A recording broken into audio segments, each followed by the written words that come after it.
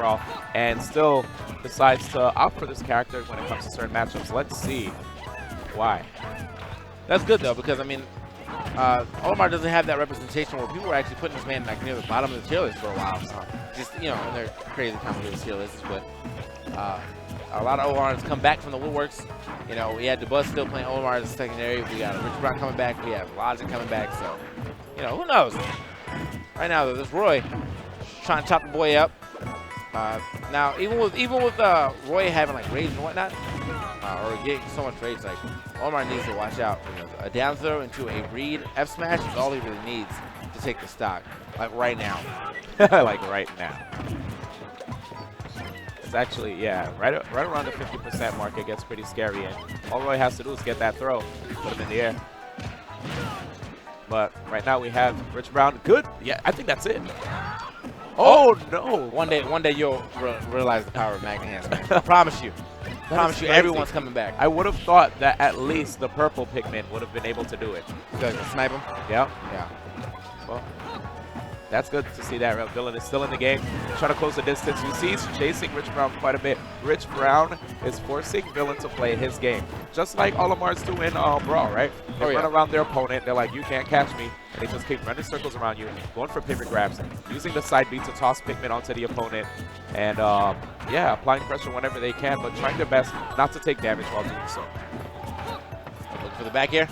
Oh, not even going to give it to him right there. I was for sure he was trying to line up the back air. He was like, nah, man, I'm going to wait.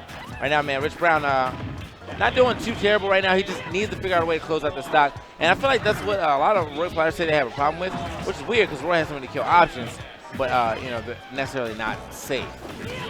Yeah. And look at that, you know, as Rich Brown keeps tossing the Pikmin onto Villain, right? Villain has to opt to use moves that he might use to, you know, try to KO Rich Brown to get rid of the Pikmin, which will actually, like, you know, diminish the return of that move, because now there'll be less knockback, right? Right. You'll expect it to have, like, great knockback, but no, it won't kill as good. But he goes for the back air, which you didn't really see him use much of. So that's the stock right there. And managed to get that stock, yeah, as D1 alluded to. Right now, he's trying to figure out a way to get some more damage on this man. Rich Brown playing such a patient game. Oh, not getting too much off of that, unfortunately for Villain. Wow, Villain right there holding shield as hard as possible. He has the stage presence, but will he be able to close out the stock against Rich Brown? Okay, going for the Dancing Blade as well. Okay. Good by Rich Brown using the roll. And one thing, you know, players should never frown upon others for using roll. It's a really good tool that can punish people for whiffing attacks if you see it coming. And right there, we have an impressive job by Rich Brown punishing the regrab option with the down smash. Yeah, very nice use of that right there. Rich Brown with the super jug of water right there. That boy is staying hydrated.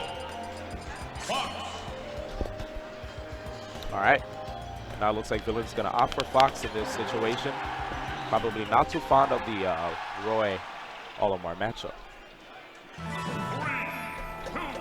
Rich Brown, on the other hand, looking extremely intense. Focused on the prize here. There we go. Yep, already racking up the damage with their Pikmin. Easy stuff right there, man. Even with Olimar having less Pikmin in this game than back in Brawl when he had, I think, 5. Yep. You know, he's still going to rack up the damage and throw up those Pikmin to get whatever he can, man.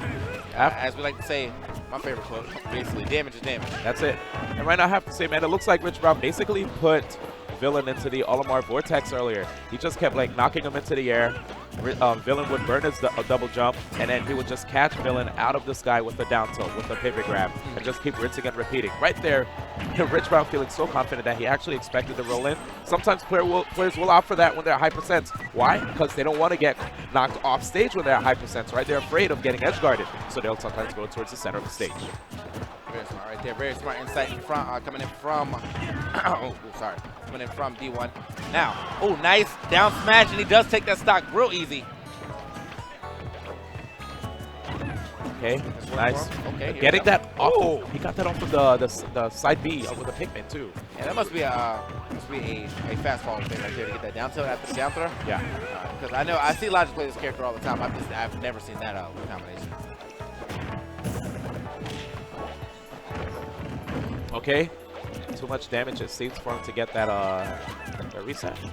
Or maybe the edge too played a part there. Those back airs, kind of fishing right there for that platform. I guess he was expecting Rich Brown to try to run off forward or something like that. But Rich Brown not giving him that at all. Rich Brown. Oh, there it is. That's what I was looking for in up smash actually, but then I forgot how much Olimar don't use up smash nearly as much because he got a little slower on the come down. See, he got punished for that. Brawl, maybe not. Yeah, and maybe not. And Brawl too, it had like crazy range from the front. Okay, let's see, Rich Brown. Oh! Nice. Villain not even attacking. You know, not even attacking like that. One thing that I found really interesting. Okay, usually when players get like spiked into the ground, a lot of